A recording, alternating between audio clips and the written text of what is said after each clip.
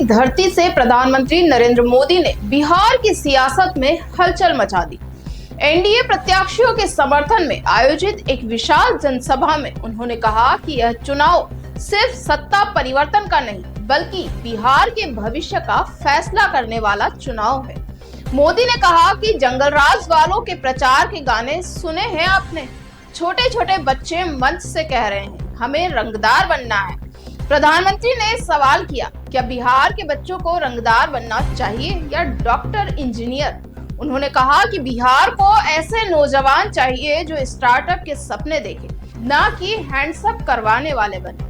प्रधानमंत्री मोदी ने राजद और कांग्रेस पर तीखा हमला करते हुए कहा कि हम बच्चों के हाथों में लैपटॉप दे रहे हैं और राजद वाले दे रहे हैं कट्टा और दुनाली। उन्होंने कहा कि जिन लोगों ने बिहार पर वर्षों तक राज किया, उन्होंने जनता को केवल अंधकार, भय और भ्रष्टाचार दिया है। मोदी ने कहा कि जहां कट्टा और क्रूरता का राज हो, वहां कानून दम तोड़ देता है। जहां करप्शन और कुशासन हो, वहां विकास का नामो निशान नहीं होता। ऐसे लोग कभी बिहार का भला नहीं कर सकते।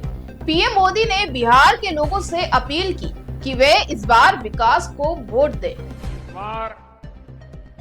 मेरी उम्मीदें आप सभी से और ज्यादा बढ़ गई है।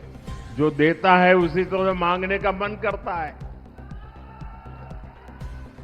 11 नवंबर को दूसरे चरण में मुझे सिर्फ सीटें जीतनी है इतना नहीं है, मुझे तो इस बार यहां के हर बूथ में जीतना है, हर बूथ में जीतना है। जिताओगे?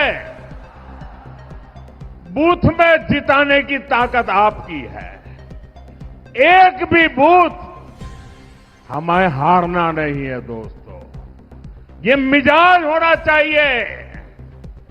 हम हर बूथ पर एनडीए के इन सभी उम्मीदवारों को विजयी बनाएंगे। उन्होंने कहा कि पहले चरण के मतदान में बिहार की जनता ने राजद को 65 वोट का झटका दे दिया है।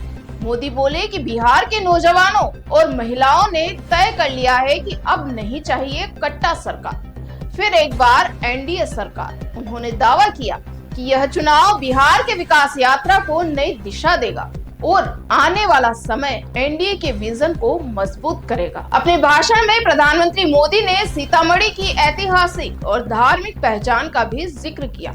उन्होंने कहा कि मां सीता की धरती पर आना उनके लिए सौभाग्य की बात है। उन्होंने याद किया कि 8 नवंबर 2019 को जब वे यहां आए थे तो अगले दिन राम मंदिर पर सुप्रीम कोर्ट का फैसला आने वाला था। मोदी ने कहा कि मैंने मां सीता से प्रार्थना की थी कि फैसला रामलला के पक्ष में आए और ऐसा ही हुआ। उन्होंने इसे सीता मैया की कृपा बताया और कहा कि इस भूमि से मांगी गई प्रार्थना कभी व्यर्थ नहीं जाती।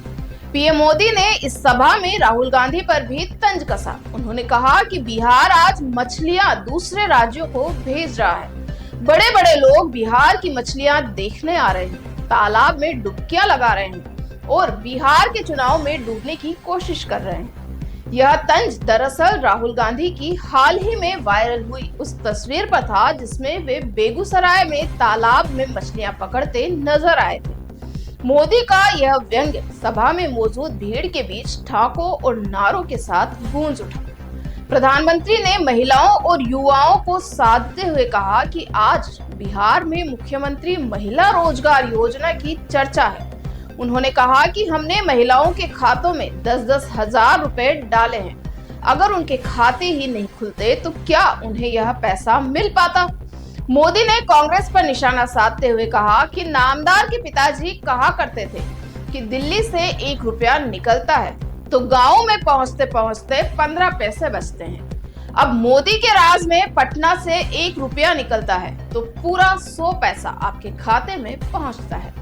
प्रधानमंत्री ने अपने भाषण में कहा कि विकसित भारत का सपना तभी साकार होगा जब बिहार विकसित होगा। उन्होंने कहा कि हम बिहार को उद्योग, शिक्षा और रोजगार का केंद्र बनाना चाहते हैं। बिहार पिछड़ेपन का नहीं, प्रगति का प्रतीक बने, यही हमारा लक्ष्य है। मोदी ने कहा कि एनडीए की नीतियां बिहार को विकास के नए युग में ले जाएगी, जबकि राजद और कांग्रेस का एजेंडा बिहार को फिर पुराने अंधकार में धकेल देगा। अपने संबोधन के दौरान मोदी ने जनता से भावनात्मक अपील करते हुए कहा कि बिहार के बच्चों के हाथों में किताबें और कंप्यूटर होने चाहिए, ना कि हथियार। उन्होंने कहा कि बिहार को अपराध और भ्रष्टाचार से मुक्ति चाहिए, ना कि परिवारवाद और फरेब की राजनीति। उन्होंने कहा कि बिहार की जनता अब तय कर चुकी है कि आने वाला कल विकास का होगा और एनडीए की सरकार ही उस दिशा में पहला कदम है।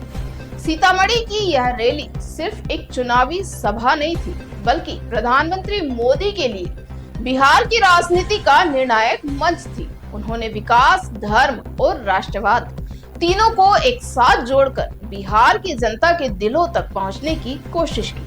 उनका हर वाक्य विपक्ष पर सीधा प्रहार था और हर तंज जनता के बीच तालियों की गूंज बन गया। अब सवाल यह है कि क्या मोदी का यह कट्टा बनाम लैपटॉप वाला संदेश मतदाताओं तक उस प्रभाव से पहुंचेगा जैसा वे चाहते हैं? क्या बिहार एक बार फिर विकास के नाम पर एनडीए को मौका देगा?